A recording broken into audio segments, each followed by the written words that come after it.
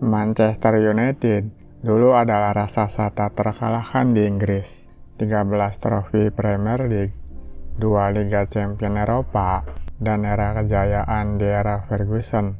Tapi setelah beliau pensiun, semuanya berubah. Kenapa Manchester United gagal setelah era Ferguson?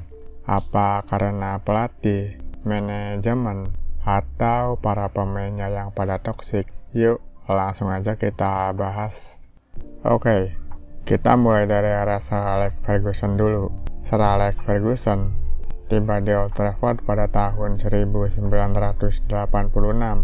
dengan tugas yang sangat berat, mengembalikan kejayaan Manchester United. Pada awalnya, beliau butuh banyak waktu untuk membangun tim, bahkan sempat hampir dipecat, tapi berkat kesabarannya, sejarah pun tercipta. Puncak kejayaan terjadi di musim 1998-1999 saat Manchester United meraih treble winner, menjuarai Premier League, FA Cup, dan Liga Champions Eropa dalam satu musim. Final Liga Champions di Camp Nou menjadi momen legendaris ketika 2 gol dramatis dari Teddy Sheringham dan Ole Gunnar Solskjaer memastikan kemenangan atas Bayern Munchen. Selain treble, Ferguson membangun dinasti yang sulit ditandingi. MU memenangkan 13 gelar Premier League di bawah kepemimpinannya. Pemain-pemain seperti Ryan Giggs, Paul Scholes, David Beckham, Cristiano Ronaldo, hingga Wayne Rooney menjadi legenda di bawah asuhannya. Kenapa MU di bawah asuhan Ferguson bisa berjaya? Pertama, disiplin yang ketat. Ferguson dikenal tidak segan-segan mendisiplinkan pemain. Bahkan, Beckham pun pernah dilempar sepatu. Kedua, regenerasi tim yang luar biasa. Selalu tahu kapan harus melepas pemain dan mendatangkan bintang baru. Di tahun 2013, Ferguson memutuskan pensiun setelah memenangkan gelar Premier League yang ke-13-nya. Selama 26 tahun, Sir Alex Ferguson membawa Manchester United ke puncak kejayaan, 13 gelar Liga Inggris, 2 trofi Liga Champions, dan banyak gelar lainnya. Tapi ketika Ferguson pensiun pada 2013, ia meninggalkan lubang besar yang belum bisa diisi sampai sekarang. Setelah Sir Alex Ferguson pensiun di tahun 2013, David Moyes ditunjuk sebagai penggantinya. Saat itu banyak yang menganggap dia pilihan yang tepat karena sukses membangun Everton dengan sumber daya terbatas. Bahkan, Ferguson sendiri yang merekomendasikannya. Tapi, masalah mulai muncul sejak awal.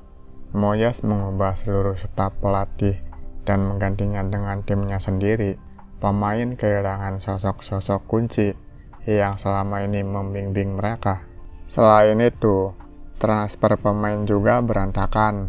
MU gagal mendapatkan target seperti Thiago Alcantara dan Cesc Fabregas, malah mendatangkan Marouane Fellaini di hari terakhir bursa transfer. Di lapangan, performa MU jauh dari harapan. Mereka kalah dari tim-tim kecil, tersingkir dari berbagai kompetisi, dan bahkan sempat dipermalukan Liverpool dan Manchester City di Old Trafford. Akhirnya, setelah serangkaian hasil buruk, David Moyes dipecat pada bulan April 2014.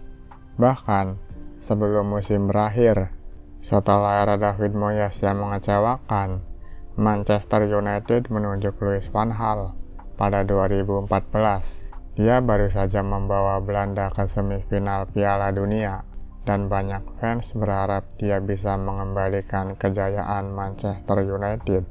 Tapi awal musimnya tidak berjalan mulus. MU langsung kalah dari Swansea di laga pertama, dan taktiknya mulai dipertanyakan. Van Gaal tidak ragu untuk belanja besar. Di musim pertamanya, dia mendatangkan Angel Di Maria, Radamel Falcao, Luke Shaw, Andre Herrera, dan lainnya. Tapi apakah transfer ini sukses? Sayangnya banyak rekrutan gagal memenuhi ekspektasi. Di Maria hanya bertahan 1 musim, dan Falcao kesulitan mencetak gol.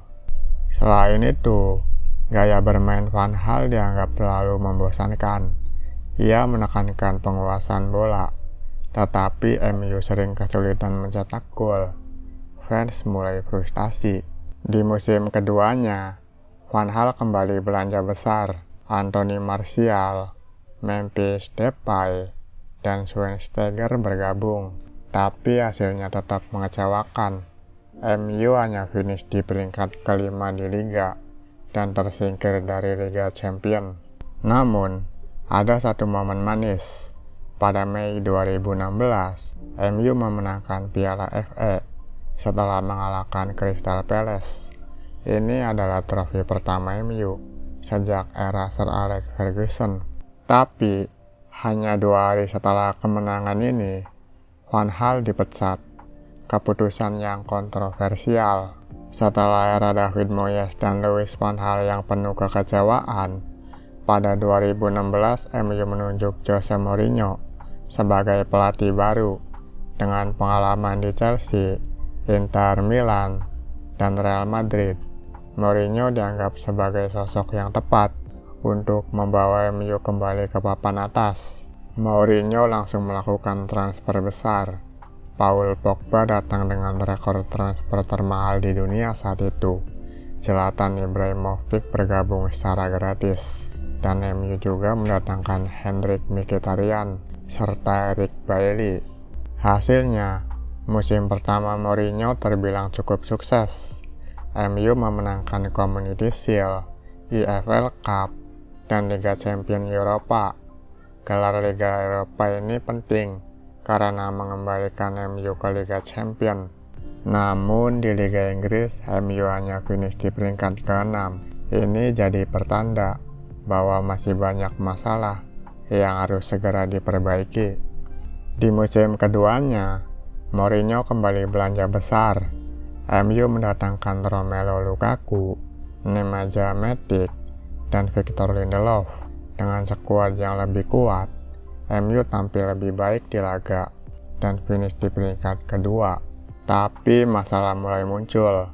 MU tersingkir dari Liga Champions di babak 16 besar setelah kalah dari Sevilla di Old Trafford.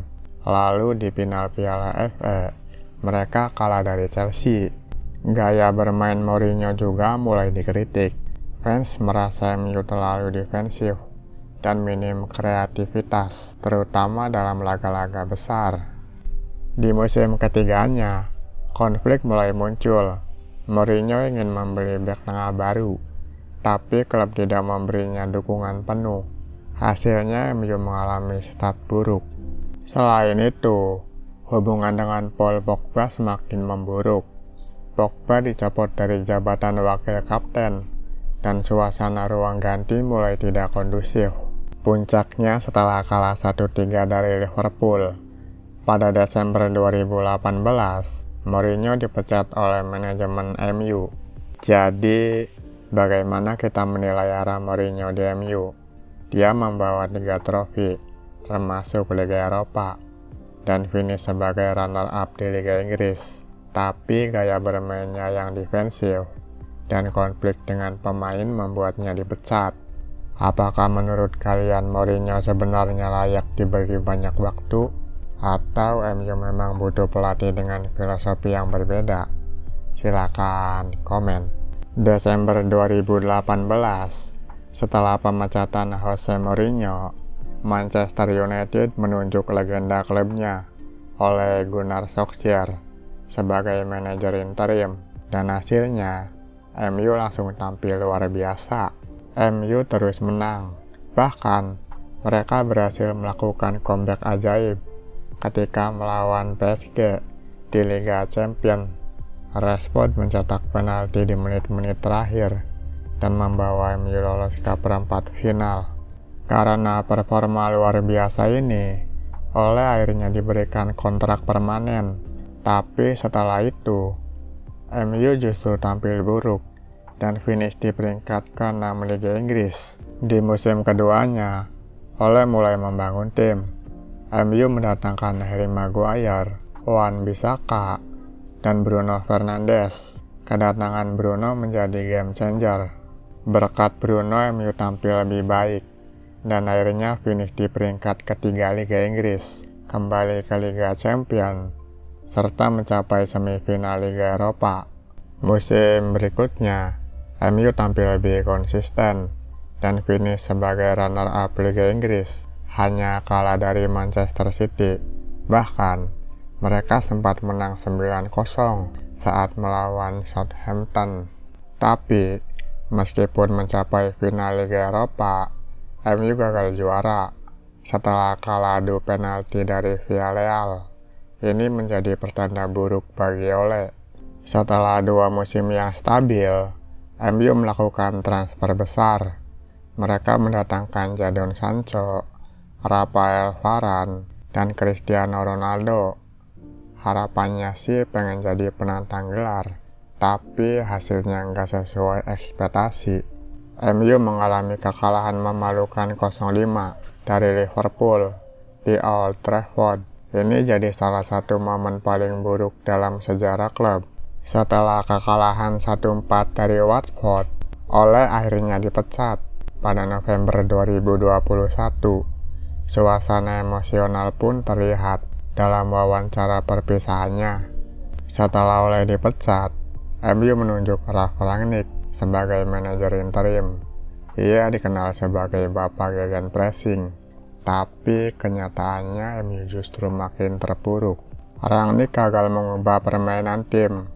MU hanya finish di peringkat ke-6 Liga Inggris dengan total 58 poin, terburuk dalam sejarah klub di era Premier League. Awalnya, Rangnick dijanjikan peran sebagai konsultan, tapi akhirnya pergi begitu saja. Proyek gagal total. Setelah kegagalan Rangnick, MU menunjuk Erik ten Hag, mantan pelatih Ajax, sebagai manajer baru. Harapannya membangun ulang MU. Di musim pertamanya, MU merekrut beberapa pemain kunci seperti Casemiro, Lisandro Martinez, Anthony, dan Eriksen. Meski kalah 2 laga awal, Ten Hag berhasil membangkitkan tim.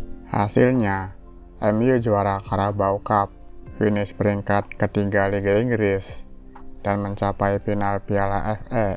Banyak yang mulai percaya bahwa era kejayaan MU akan kembali. Namun, di musim keduanya, segalanya mulai berantakan. MU terkena badai cedera, permainan tidak konsisten, dan hasil buruk terus berdatangan. Di Liga Champions, MU justru jadi tim terburuk di grup, menjadi juru kunci. Bahkan, mereka gagal lolos ke Liga Eropa. Meskipun ada banyak tantangan, Ten Hag harus memperbaiki konsistensi tim. MU butuh pemain-pemain yang lebih stabil dan pengalaman lebih di kompetisi Eropa. Tapi, pada 28 Oktober 2024, Erik ten Hag diberhentikan setelah serangkaian hasil buruk yang membuat United kesulitan meraih kemenangan di Premier League. Setelah pemecatan Ten Hag, Manchester United menunjuk legenda klub Ruud van Nistelrooy sebagai manajer sementara. Walaupun tantangan besar masih menanti, Van Nistelrooy mampu membawa tim meraih beberapa kemenangan, termasuk melawan Leicester City, memberikan secerca harapan bagi para penggemar. Namun, perubahan besar datang pada 1 November 2024 ketika Manchester United mengumumkan bahwa Ruben Amorim akan menjadi manajer permanen mereka. Sebelumnya, ia berhasil membawa Sporting Lisbon meraih beberapa gelar domestik dan membuktikan dirinya sebagai pelatih muda yang penuh potensi. Di bawah kepemimpinan Amorim, United berharap bisa memperbaiki kinerja mereka, terutama dalam meningkatkan ketajaman lini serang yang selama ini menjadi masalah. Perubahan juga terasa dalam kebijakan pemain. Salah satu yang mencuri perhatian adalah peminjaman Anthony ke Real Betis setelah performa yang kurang memuaskan di United. Terlepas dari statusnya sebagai pemain dengan harga mahal, Antony hanya mencatat 12 gol dan 5 assist dalam 96 penampilan. Banyak yang menyebut transfernya sebagai salah satu yang kurang berhasil. Namun, bukan hanya Antony yang menarik perhatian. Pemain seperti Rasmus Højlund dan Marcus Rashford juga menjadi sorotan dengan harapan besar untuk mengangkat performa mereka di bawah Mourinho. Secara keseluruhan, pasca era Erik ten Hag, Manchester United berusaha membangun kembali identitas dan stabilitas tim mereka. Perjalanan ini masih panjang, dan meski ada banyak tantangan, harapan besar tetap ada untuk masa depan yang lebih cerah.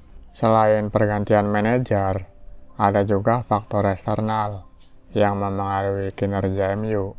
Kepemilikan klub oleh keluarga Glazer, meskipun memberikan dana besar, seringkali dinilai lebih fokus pada keuntungan finansial daripada keberhasilan di lapangan. Pengaruh finansial yang besar, namun kurangnya visi jangka panjang, membuat kebijakan transfer dan perencanaan strategis United kadang tidak selaras dengan tujuan tim di dalam dan di luar lapangan. Salah satu masalah besar yang muncul adalah kebijakan transfer yang tidak konsisten. Manchester United seringkali mendatangkan pemain bintang dengan harga mahal, tetapi hasilnya tidak sesuai harapan. Contoh nyata adalah transfer pemain seperti Angel Di Maria, Memphis Depay, dan Antony, yang meskipun menjanjikan, tidak mampu memenuhi ekspektasi besar yang ada. Selain itu, struktur manajerial di dalam klub juga sering berubah-ubah. Tidak adanya direktur sepak bola yang jelas atau kejelasan dalam pengambilan keputusan membuat tim sulit untuk berkembang secara terencana. Hal ini mengakibatkan kesulitan dalam perencanaan jangka panjang yang menghambat pembangunan tim yang stabil dan mampu bersaing di level tertinggi. Selain faktor eksternal, mentalitas klub pasca Ferguson juga menjadi masalah. Tanpa kepemimpinan yang kuat dan budaya kemenangan yang sudah tercipta, tim kesulitan menemukan semangat juang yang dibutuhkan untuk meraih kesuksesan. Meski beberapa manajer datang dengan filosofi baru, sulit untuk memperbaiki mentalitas yang telah rusak oleh ketidakstabilan yang ada. Namun, semua bukanlah akhir bagi Manchester United. Di bawah kepemimpinan manajer baru seperti Ruben Amorim, ada harapan untuk membangun kembali klub dengan pendekatan yang lebih terorganisir dan konsisten. Dengan pemain muda berbakat dan manajer yang jelas memiliki visi, United berpeluang kembali untuk ke jalur kemenangan, asalkan mereka mampu memperbaiki struktur klub dan memastikan keselarasan antara manajer, pemain, dan staf. Jadi, itulah beberapa alasan kenapa Manchester United masih kesulitan setelah era Sir Alex Ferguson. Apakah MU bisa mengulangi masa kejayaannya? Tulis pendapat kalian di kolom komentar. Dan jangan lupa untuk like dan subscribe agar kita bisa ketemu di video berikutnya. See you!